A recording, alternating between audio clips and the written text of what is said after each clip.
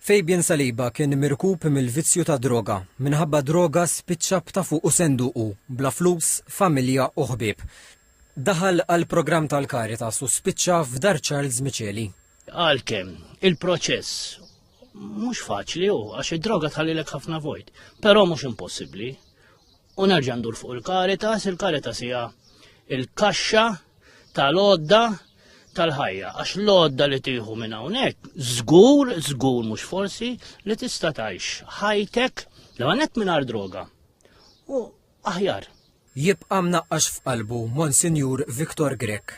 Don Viktor, hekk kien. U meta kien jiġi għamlilna session ma nafx għaliex, l-għanet kien jaqas kit perfett. U t-tinenet, jiena, mhux jiena biss imma ħankellem fuqi, kont ħoss ċertu paċi li ma tantx esperjenzajt bħalu fil-ħajja. Is-Sur Saliba kien preżenti fl-iffirmar ta' ftehim soċjali ġdid bejn il-Caritas u l-Ministeru għall-Politika Soċjali.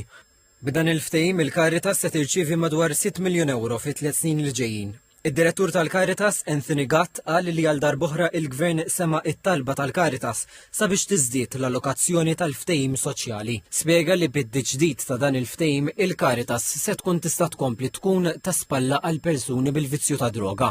Il-Ministru għall-Politika Soċjali Michael Falzon qal li fuq medda ta' 3 snin dan il-ftehim se jissarraf f'żieda ta' kważi 2 miljun euro mill-ftehim ta' qabel. Il-Ministru Falzon appella lir-residenti biex ma jaqtgħux qalbhom u ma jiddejqux ifittxu l-għajnuna biex jieħdu lura r-riedni ta' ħajjithom.